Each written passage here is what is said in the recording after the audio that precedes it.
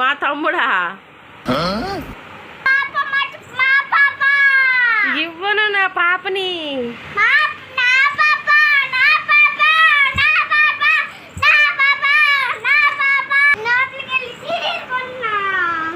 నా పాప నాకు ఇచ్చేయా నా పాప.